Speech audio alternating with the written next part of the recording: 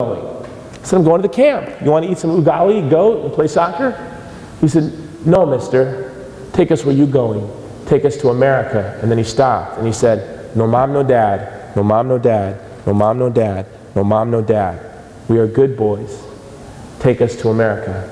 Take us where you going. This broke my heart. What am I going to say to them? I did not know what to say to them. So I took them under a tree, and some of the boys spoke English, most spoke Arabic, and I grabbed my friend Tito. He's Dinka, but he speaks Arabic, and I said, Tito, will you please translate for me?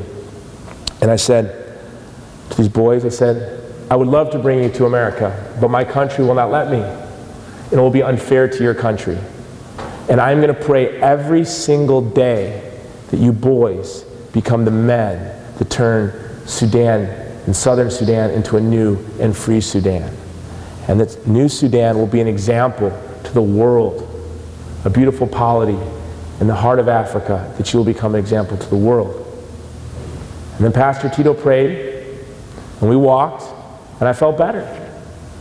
I felt better. I believe that God can answer that prayer. And you believe God can answer that prayer? Do you? The least of their problems are that they're poor and illiterate.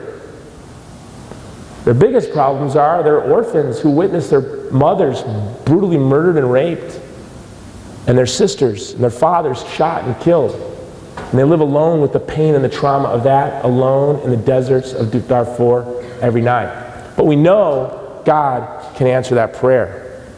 So then when we look at our culture and we think, how can we change? How can we change this culture of death into a culture of life? How much more so with the privileges that we've been given? Our society tries to tell everyone that they're underprivileged. They like to tell all of us that we're victims. The fact is, if you're in this room, you're privileged. But with that privilege comes duty.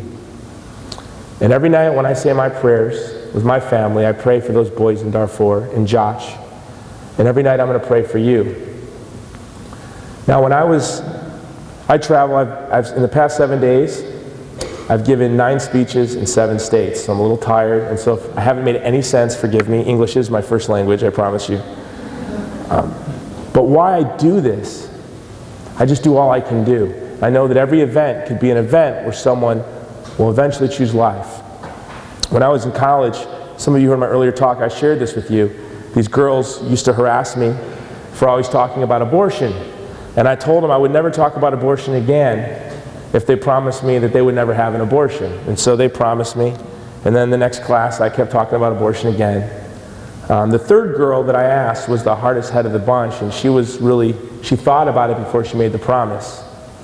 And several years later, but she did promise me, she said, Haole boy. Haole is what they call white people in Hawaii. I went to the University of Hawaii. She goes, Haole boy, I'll never have an abortion. Several years later, after I'd graduated, I was walking down the street, and I heard Haole boy. And I turned around and looked, and it was this girl. She's beautiful, tall. She looks like a queen. She looks like the Hawaiian queen, Queen Liliuokalani. Beautiful, very distinct features. She goes, Haole boy, do you remember me? And I remembered her.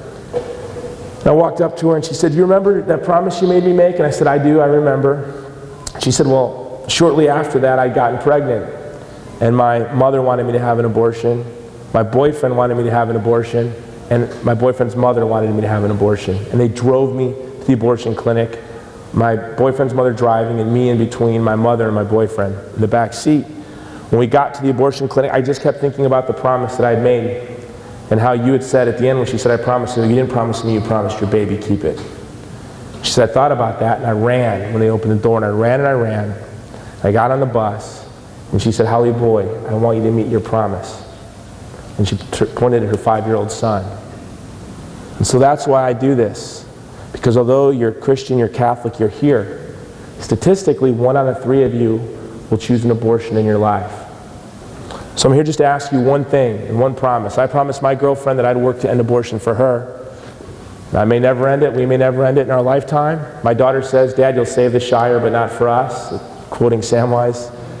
But for each child that we stop from being aborted, we save abortion. We stop abortion. So here's my question to you.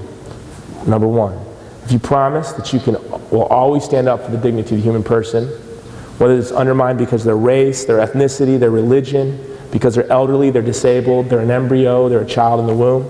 You'll always stand up. You will always be the one to stand up while others sit silent. If you can make that promise. And number two, and most importantly, if you can promise that you young women will never, ever, ever, never have an abortion. And men, that you will never lie, manipulate, coerce, or threaten, or encourage any woman to have an abortion. If you can make that promise right now, stand up.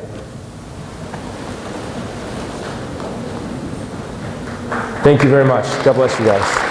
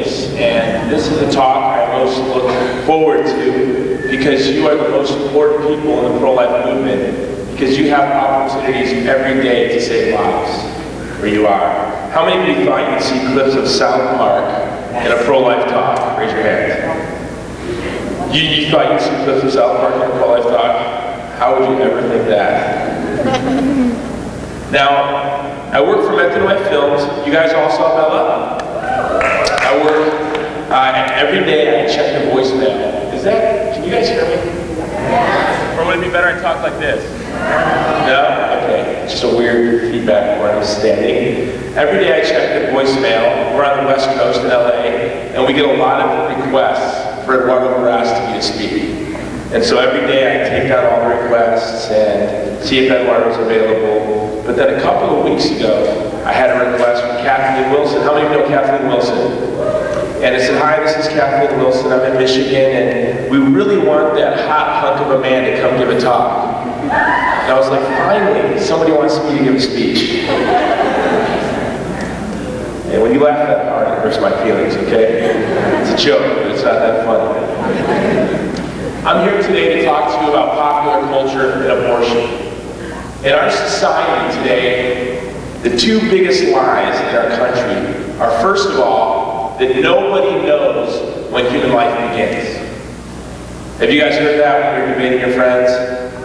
I'm pro-choice because nobody knows. You guys have heard that? Raise your hand if you've heard that. Do you believe them when they say that? No, it's a lie. They're lying to themselves and they're lying to you.